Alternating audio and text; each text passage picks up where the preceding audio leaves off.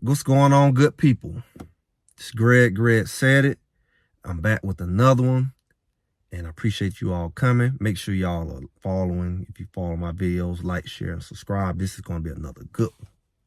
This is going to be something you ain't heard nowhere else before. I guarantee it. I got a crazy theory about the Colorado Buffaloes, and I just may be right. I made a video yesterday about the inconsistency of Colorado. And we all know we can all point fingers and stuff like that. And I thought about it. It's not my theory, but it's kind of part of it. I thought about how people are so angry at Coach Prime and Buffs and not really looking at their lives and making a connection. Get something out of it, because you can't control the football team, not the coach. You didn't get into this for all the drama and negativity. But I do see that people possibly subconsciously did get into it for it. And maybe they're angry because the fantasy is breaking down, right? Maybe, you know, my fantasy of something positive in my life is going wrong, so I just want to lash out on it and really deflect how I feel about my own life. You know, like I basically using Coach Prime as a punching bag for the inconsistency and the negativities and the drama and the favoritism, everything that maybe you've experienced before, or some things that, you know, you don't want to face in your life. So it's like, I can use this as a scapegoat. You know, I'm a psychology guy. And, you know, stuff is deeper than you think. You know, why people are fans and why they respond the way they do. And why they take things the way they do. And why they respond like death threats and all of that. Like he said, he been getting them. And the boy, you know, the boy from CSU got them. Some people maybe you don't do them, maybe it's you. They go real far. I mean, we see people in comments and people videos go certain ways. You know, they say they're trolling, and some people just crazy. But here's my real theory. I believe that they lost that game. This ain't that deep, but it's deep. They lost that game because they feel they already lost. Don't get beside yourself. Listen for once. And I'm going to break this thing down all the way. I believe that the Colorado Buffaloes, maybe subconsciously, mostly, lost the game because they felt they already had lost. This is why. I'm going to give you one reason. Coach Prime had already said a few games ago, CSU, that was one of the last ones before Arizona State. And even up to then, he said, I'm tired of winning and feeling like we lost. And that hit some people. I caught exactly what he was saying. Because he had a standard. Everybody was like, what do you expect from a 1-11 team? That's what people are saying now. But people were really selling. This team will be undefeated. This team will go all the way. He was selling domination. And I believe he believed it. And I believe he believes it's possible. And he's frustrated because he feel like they're not playing their best. But my theory is they're playing that way because they feel they already lost. And this is how that looks. I believe that when things go left, they know he's going to get on them. He's a coach. He's supposed to correct them. That's the job of a coach. But people are so emotionally undeveloped and irrational. In this culture, people don't like to be corrected. People don't like to be chastised. People don't want children to be chastised. People don't want their boss to chastise. People don't even want the police to say nothing to them. And when you have a generation who don't take conflict well or don't take correction well, it's almost like a rebellion shows up in you.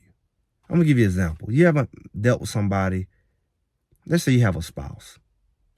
And let's say you have a conflict and you complain about, let's say, cleaning the house. And they may say, you know what? When I do it, you don't acknowledge it. So I might as well not do it. You're going to say something anyway. Whether that's true or false, that's their logic in their head, which is not a healthy one. Because reality is, if it's your responsibility to do something, it should be a resolve in you to do it. It shouldn't require another person to put that drive and that responsibility in you, right? And you should be doing it because that's what you want to do. It's not like you're doing, it's just a responsibility. You're not doing it for me. It's not like you're doing me a favor. But it's a logic in their head, whether they developed it, that I only want positive reinforcement, or you're not acknowledging me the way I feel, makes me shut down and justify shutting down. So let's take that back to the players. You had a good game going. It was going the way you liked it to go. You felt good about it. And then here it is, another incomplete game and a comeback. And I know I make mistakes. So whether we win or lose, it's almost like I got to face that reality. Why fight? And it's not that you're not fighting, but you're not fighting to the level to win because you're not all the way committed. You pretty much checked out because you already know what's coming. And you can blame that on the coach if you want. You can, if you want. But the coach's job at some point is to point out the inconsistencies and the errors. So if you take that thing on the inside of you that feels like, I'm just going to shut down when things don't go right, or it's already bad, how much worse can it be? In your subconscious mind, yeah, you may want to win, but when you take on a certain attitude, it's not a good thing, because you got to think about it. A coach only has to do something and teach you something that you don't already have. So the reality is, the more resolve that you have in yourself, your self-discipline, like they're complaining about having to get the kids up to eat. It's like the baby stuff. Like maybe they've been babied at home. You know, maybe like you talk about a lot that come from single parents, or maybe just style of parenting is what they call softer. And you have to give all these speeches all the time that we see about not being able to self-regulate, go to class, do your work, without me standing over you. I can't ignore that as a coach, as a leader. It's not that I'm going to look over it. It's not that I don't want to acknowledge you. I will acknowledge you, but it snowballs really. Because you think about all the games that you have won. It's almost as if you didn't win, and it's like it really exposes your motive. Are you doing it because you should and you feel you should, or are you doing it for acknowledgement and accolades? Because a hater gonna hate. You got them. Your coach got them. You win, they gonna talk about the team wasn't good enough. You win, well, you almost didn't win. See, the whole idea of a win is a win is hard when somebody's striving for excellence, right? But at the same time, when you plan for applause, and those same people are going to turn on you when you mess up, it takes away why am I doing this for anyway? Even when we win, they're going to be talking about us. With social media, your fans. Negativity is a harmful thing. I get it. We let them come all the way back. We should have blew them out. It really is a loss. Just like what they say what's the game when we beat USC and say is no moral victory. It is such thing as the opposite. What I'm saying with Colorado, it's not a moral victory because you actually won, but it's almost like a demoral victory. It's like we played horrible and won. It almost feels like we lost. And again, Coach Prime said it. And that's what I'm saying with the team. It's almost like whether you're going to blame it on Coach Prime or just the situation they're in with all the eyeballs on them that nothing is good enough. So why even fight? We keep winning these close games and it don't count for nothing. So I don't put up enough fight and I end up losing. Think about how deep that is. When your motive and your psyche is not right, you'll self-sabotage yourself all day long. Because you don't even really know why you're doing it. And you think you either getting back at somebody else, being spiteful or rebellious, or maybe it's in the back of your head. So do you see how these players been told what to do? There's no way the coach telling them and they still doing it wrong. If you've been rebellious in the back of your head, it is. Because everything they tell you, some in the back of your head is telling you, don't do that. You don't have to. Why am I gonna do that? Talk back in your head, or do like Stockmar did, verbally. It creates a dysfunction to the point where you're not able to cooperate because you're resentful, you're rebellious. Some in your head, you've allowed yourself to believe a thing and you see it work out. It's possible for somebody to tell you to go left. I'm gonna go right, even subconsciously, because you're so stubborn. Do you see that in your own life? Like, it's possible.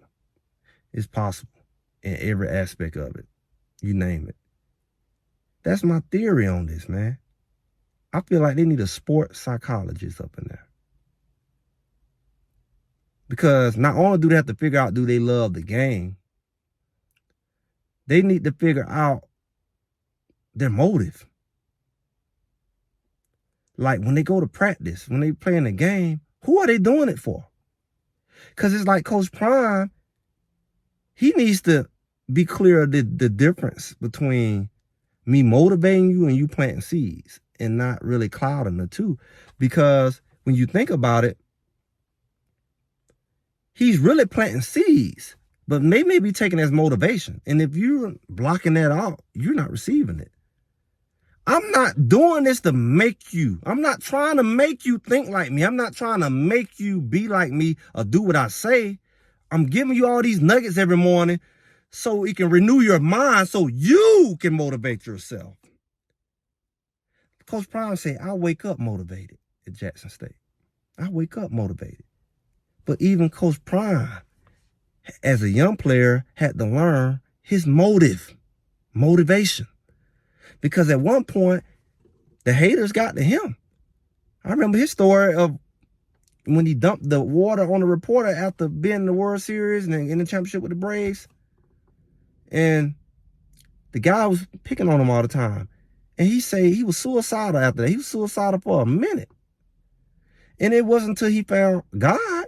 But what was finding God do for him? Finding God gave him an inner peace with himself. It gave him a motive for himself. I'm no longer doing it to please these schizophrenic, bipolar, don't even like themselves people out here.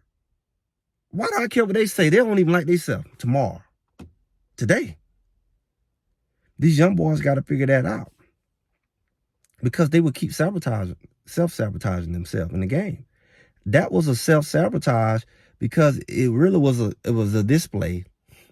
See, we can classify all wrong. Did they get the big head? Maybe. Maybe not. Did they quit at the other games? Maybe, maybe not. Do they not love it? Maybe, maybe not. But we also should put in there their motive. Because when you don't have the right motive, it's going to show like you don't want to do something. It's going to show like you're afraid. It's going to show all negative things. And you can miscalculate. You can misappropriate. It could very well be this strange theory of mine. Their motive is off. And because their motive is off, they were able to say, well, shoot, what difference does it make? Nobody's going to appreciate it. What difference does it make? We all going to get in trouble. We don't have 17 penalties. We don't give up a big lead.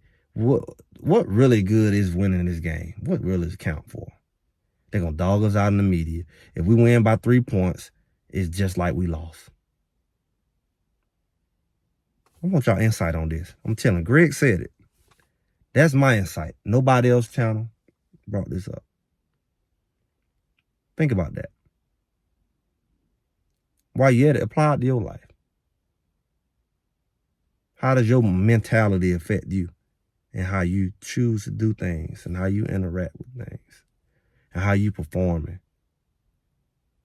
How other people, your boss or your spouse or your mom or your dad, how they cause you to mess yourself up. You don't even know it, but today you do. Because you can use those Colorado buffaloes, as always, you can use them as an example. Whether they're doing well, whether they're doing bad, it's a lesson. We got to check our motives. We got to check our attitudes. Because we don't, it really don't even matter what you claim you're trying to accomplish. You're going to trip your own self up. And with that, Greg said it. Make sure y'all like, share, subscribe. Be here for the next one. And I'll talk to you all soon.